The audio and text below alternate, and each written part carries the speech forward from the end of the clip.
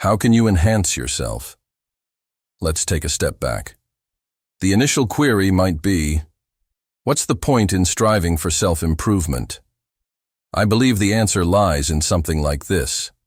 So, you don't needlessly endure hardships. Perhaps also so others around you don't suffer needlessly either. It's akin to that. You see, there's a profound principle underlying it. It's not merely a superficial self-help mantra. It's about the repercussions of not arranging your life properly. You'll bear the consequences, and not just in a trivial manner. It will affect you significantly, and those in your vicinity. You might claim, I don't care about that.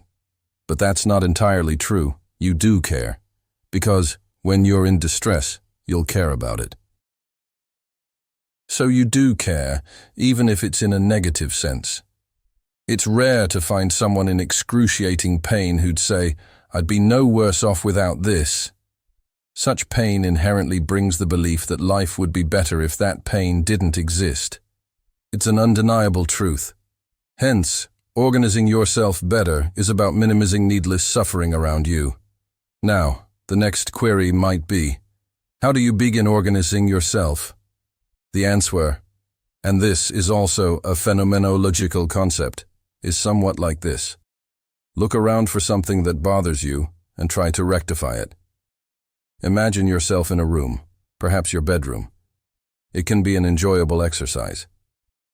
While seated there, contemplate and ponder.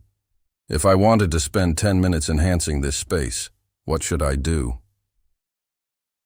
It's crucial to question yourself genuinely, not as a command. As you survey the room, you'll notice things that irk you. A pile of papers causing annoyance, neglected clutter behind your computer, dusty corners, entangled cables. By allowing yourself to encompass the space you occupy, numerous areas for improvement will emerge. In a psychotherapy session with me, the easiest starting point would likely be to tidy up your room. You might wonder, is that therapy? Well, it depends on how you define your boundaries of existence. I'd say, start where you can. When something presents itself as needing fixing, and you're capable of fixing it, then do it. Accumulate 100 such fixes, and your life will transform significantly. I often advise people to address daily routines.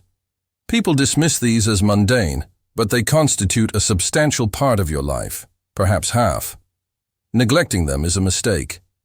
These daily rituals are the most pivotal ones. It's simple arithmetic.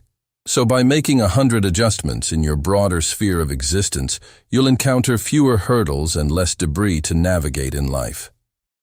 This aligns with Jung's notion of eradicating the this.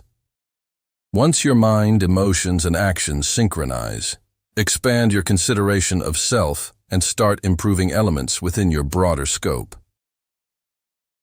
However, there might be instances where you're unsure of how to tackle a problem. For instance, encountering someone on the street who's battling alcoholism and schizophrenia for years. It's a concern, but you might not possess the know-how to address it. In such cases, exercise humility and redirect your efforts towards something within your capacity to fix.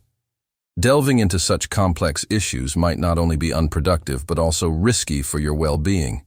Merely because something demands repair doesn't imply that it's solely your responsibility to fix it at that moment. Remain within your realm of competence. It's akin to not meddling with a malfunctioning helicopter unless you possess the expertise.